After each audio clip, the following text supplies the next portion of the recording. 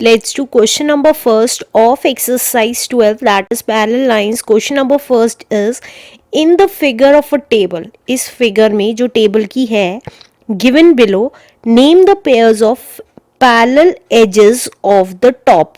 हमें सिर्फ टॉप का कह रहा है कि हमें टॉप की पैरेलल एजेस बतानी है कौन कौन सी हैं.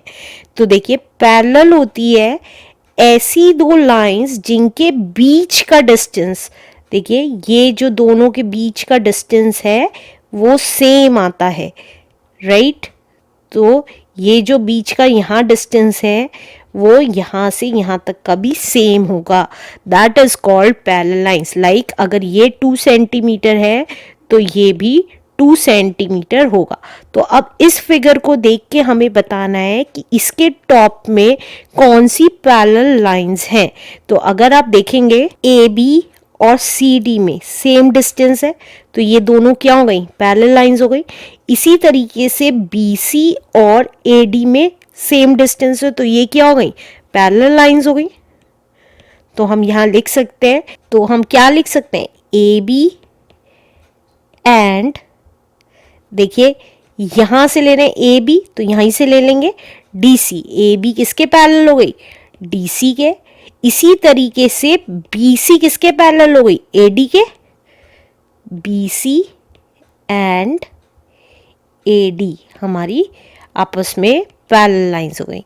तो ये आपस में ऑपोजिट लाइंस जो हो गई पैरेलल लाइंस हो गई क्योंकि उनके बीच का डिस्टेंस सेम है. Answer. Let's do question number 2 of exercise 12. Question number 2 is name the groups of all possible parallel edges of the box whose figure is shown below. हमें ये बताना है इस बॉक्स में कौन कौन सी सारी जितनी भी पैरेलल लाइंस हैं सारी हमें बतानी है.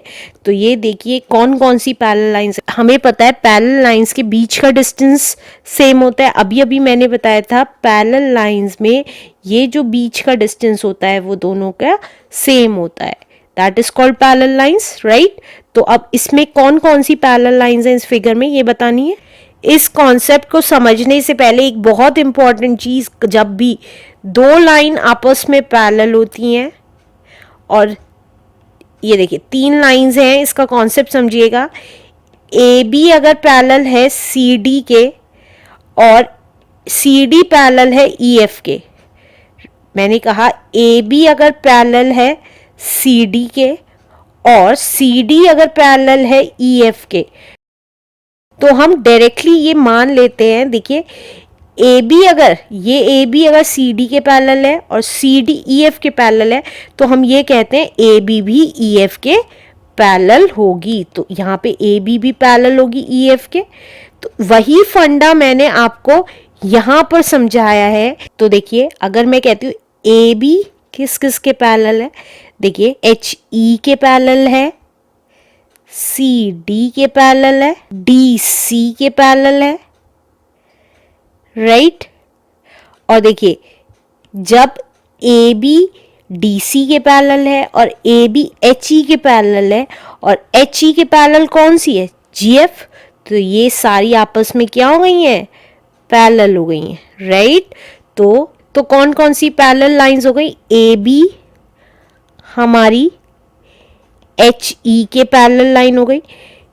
ये देखिए ये दो लाइंस का खींचना is called the parallel lines, right. और डीसी के पैरेलल हो गई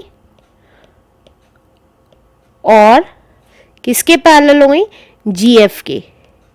एक बार और बता रही हूं कि जब भी ये लाइन इस लाइन के पैरेलल है, ये लाइन इस लाइन के पैरेलल है और ये वाली लाइन डीसी जीएफ के पैरेलल है तो ए बी भी जीएफ के पैरेलल हो गई, राइट. अब और कौन कौन सी किसके पैरेलल है, देखिए अब ए डी किसके पैरेलल है, एच जी के पैरेलल है और बी सी के पैरेलल है, राइट. और ई एफ के पैरेलल हुई कैसे, देखिए ए डी एच जी के पैरेलल थी, ए डी बी सी के पैरेलल थी. अब ई एफ बी सी के पैरेलल है तो ए डी के भी पैरेलल हो गई. तो हम यही सारी लाइंस लिख देंगे. कौन कौन सी, ए डी पैरेलल हुई बी सी के, और एच जी के और किसके पैरेलल हुई, ई एफ के।